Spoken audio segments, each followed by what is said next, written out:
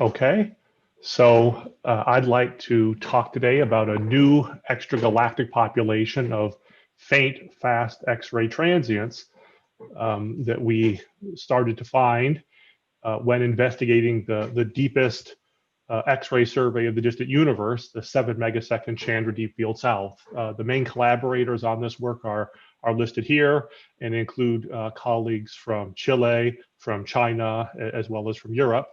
And of course, the Chandra Deep Field-South was largely motivated by other science considerations, including studying distant active galaxies and distant galaxies.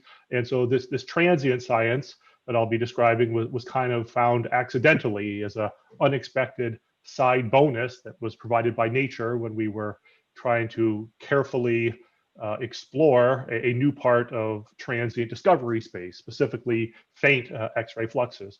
And as I'll describe, I think this topic of faint, fast X-ray transients is still in its very early days. And I think it has the potential to be a growth industry for X-ray astronomy in future years. So the story started back in 2014 when we were granted some time to raise the exposure on the Chandra Deep Field-South up to 7 megaseconds. And Bin Luo, shown here, was leading the data processing at the time. And back on 2014, October 1, a Chandra observation had the first of these transients in it. And the transient in this case was discovered very quickly by Bin Luo. Within a day or two of receiving the Chandra data, we had found the transient and we put out this ATEL reporting it. The transient showed about 115 counts in total over about 10 kiloseconds, and nothing was detected in 4 megaseconds of previous precursor data with Chandra, implying a very large flux rise of about a factor of 100,000 or so, up to the peak at least. Now, we were too busy, Bin and I, trying to get the primary Chandra Deep Field-South science done at the time, that we weren't able to go chase this transient full time. And so thankfully, Franz Bauer, who was a core member of the Chandra Deep Field-South team, was able to help us investigate it. And he led a detailed investigation reported in this paper in 2017. And here is a little movie, by the way, showing the transient. So the transient in this case had a fast rise and then a power law decay. It reached a pretty bright X-ray flux at its peak of about 5 times 10 to the minus 12. And it had a sort of gamma effective power law index of about 1.4 with little clear spectral variation over the light curve. And we were able to find a counterpart owing to the excellent Chandra position. The counterpart in this case was extended, indicating it is very likely some kind of galaxy, but it was very faint. It was down at R of 27.5. And so we don't have a spectroscopic redshift for that galaxy, of course, and even the photometric redshift estimates are quite uncertain. But for any reasonable redshift, it has to be a dwarf galaxy. And for the favored redshift of about 2, the stellar mass is quite low, around 10 to the 8 solar masses. And because the Chandra Deep Field-South is so intensively observed, just by good fortune, there was actually quite deep R-band imaging that was done serendipitously, not planned, 80 minutes after the transient, and we didn't see any evidence for an optical transient in those data. And there was additional follow-up optical data with the Hubble Space Telescope that didn't show any optical counterpart either. In this case, the physical interpretation of this source was guided by comparison with various other transients. This plot here shows luminosity versus time in the rest frame for the transient of interest, here shown in the red region over the range of allowed redshifts. And you can see that for any reasonable redshift, the X-ray luminosity is much lower than that of typical gamma ray bursts. And moreover, the optical limits also lie below typical gamma ray burst afterglow expectations. And so the interpretation for this source is challenging. We think that our favored model, although by no means certain, is that it could be an orphan X-ray afterglow from an off-axis gamma ray burst. But there are other alternatives. We also admitted that it could be a tidal disruption of a white dwarf by an intermediate mass black hole, although in that case, the very high luminosity becomes challenging, and you actually have to have the whole thing then being beamed to match the observed X-ray luminosity, but that is at least another possibility that has actually been developed theoretically by other authors, or perhaps it's something totally new. Perhaps there's some new phenomenon out there that will be exciting to investigate in the future. Okay, so that was the first of these transients, and we did this analysis and we thought we were all done, but then lightning struck twice in the Chandra Deep Field-South. Unbeknownst to us at the time, in 2015, March 22nd, we detected another one of these faint, fast X-ray transients. But in this case, the transient nature was not properly appreciated immediately. In fact, it took us until 2017, 2018 to fully appreciate it was there, because the transient in this case was actually substantially blended with a nearby persistent X-ray source. And over the full 7 megasecond exposure, the persistent X-ray source was able to compete significantly with the transient. Whereas, of course, in just a short time scale over which this transient occurred, which was about 11 kiloseconds in this case, the transient was much brighter. And so by doing a full time, broken down by time analysis, we were able to find the transient effectively and study it. In this case, we had about 136 photons. And of course, we felt this was remarkable that we got 2 of these things that seemed too lucky to be true. And the work here was led by Yongchuan Zhui and Zhuchen Zheng, and they had this nice paper published in Nature, and I'll describe some of the results from that now. So the light curve for this source was notable, different from the first transient, and then it showed this almost plateau behavior for about the first 2,000 seconds of the transient before rapidly declining. And then the optical counterpart for this transient lay in the outskirts of about 24th magnitude star-forming galaxy. In this case, we were able to get a spectroscopic redshift of 0.738 for that galaxy. And at early times, the source, as you can see here from comparison, is underluminous compared to a comparison sample of short gamma ray burst light curves. And so the light curve plateau that I mentioned here and the location suggested to us, and we put forward a possible explanation for this source as it being a binary neutron-star merger system that led to a magnetar. And during this plateau phase, then the magnetar was spinning down and producing an X-ray emitting wind. You can see all of the details in the relevant paper if you want to see all of that. But just moving on, then, we thought that, well, with 2 of these transients in the 7 megasecond Chandra Deep Field-South, how many more of these things are out there in the universe?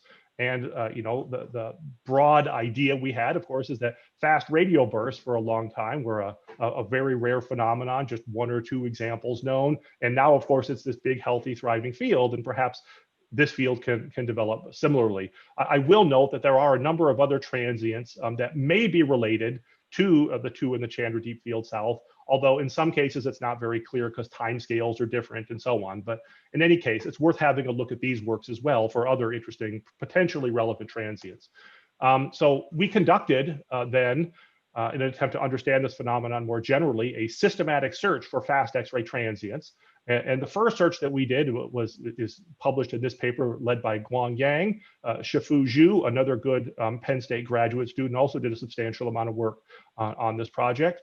And what we did here is we aimed to get the maximum possible benefit with a manageable amount of work.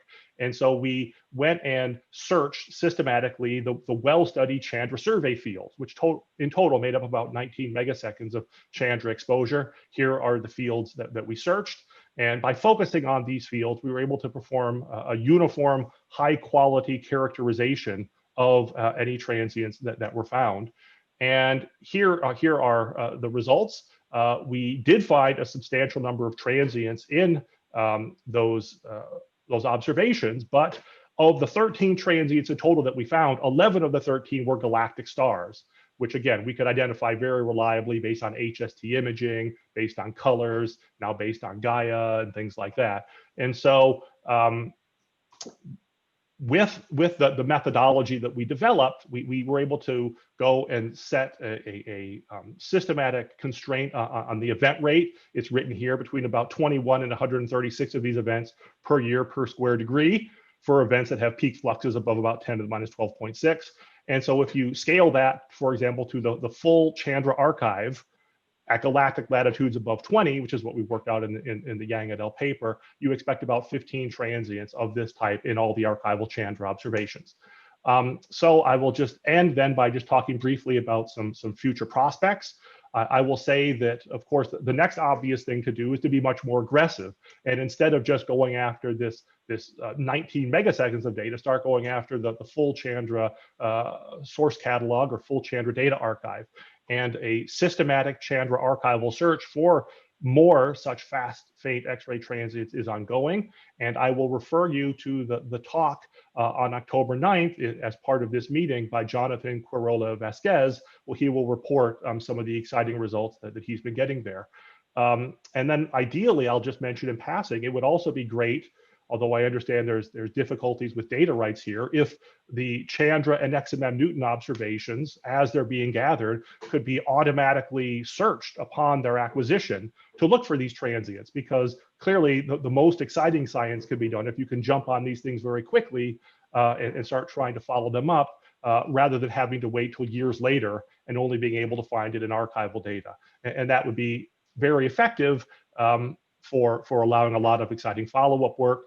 And the Yang et al. Methodology, which again we describe in this relevant paper, could actually be used to perform such searching fairly straightforwardly, we think. And then finally, just in terms of future prospects, of course, future X-ray missions with larger grasps should be able to generate hundreds to thousands of these fast extragalactic X-ray transients. Here I'm thinking of missions such as Athena, such as the proposed StarX mission, and also the Chinese Einstein Probe. And these have a lot of potential. Here is just a plot that shows the number of transients versus the grasp for a 20-year mission from Chandra, from XMM, from Athena, and from the Einstein Probe. And you can see that you can help to deliver substantial samples of these transients with these larger grasp missions. Again, I will just note in passing that suitable rapid data release policies, at least for small cutouts around the transients, would be extremely valuable for actually allowing effective follow-up of these. And then once you have missions like these, one can hope that the faint fast X-ray transient field may be able to grow analogously to how there are all these exciting results now on the fast radio bursts. Thank you. Great. Thank you very much, Neil. We have two questions, and I think we have time to cover both of them. The first question is from Mike Nowak. He's asking what the shortest timescales on which you search for transients in the deep fields, e.g. he's seen 4 photon sources in 16 kiloseconds and Chandra extragalactic observations of 80 kiloseconds, but something that faint and short would be lost in the noise of a deeper field. Yeah, exactly right. So what you can look at the Yang et al. Paper for the details of the methodology, but what I'll say essentially in brief, what we do is we break up the data into segments of maximum length of about 50 kiloseconds to keep the background manageable, precisely as Mike refers to, because we're focused on the fast transients here. And then we take these 50 kilosecond chunks and we subdivide them and do Poisson tests on the sources. And we've characterized the effectiveness of the detection methodology with Monte Carlo simulations. And we find that it actually is pretty sensitive across a wide variety of timescales, down to quite short timescales and up to getting close to half of the 50 kilosecond chunks that I'm describing. And so again, if you're interested in that in more detail, check out the Yang et al. Paper. We think our methodology should have been pretty sensitive over a good wide range of timescales, but we're happy to chat about that if people have suggestions. Great. Next question is from Dirk Gruppe. Besides using XMM and Chandra fields right now, also eRosita might be a good source. Yeah. Finding these sources, given how bright they are you working with the eRosita folks together on this? No. Haven't done that myself. I agree that would be a good thing to do. I guess I just have a lot on my plate, so I haven't been able to get to that, but that indeed would be a good thing to do, and I hope someone will go do it. Great. And we have a number of other questions in the Q&A. If you have a chance to look at them, Neil, in your downtime, that would be great. Okay. Next speaker, please.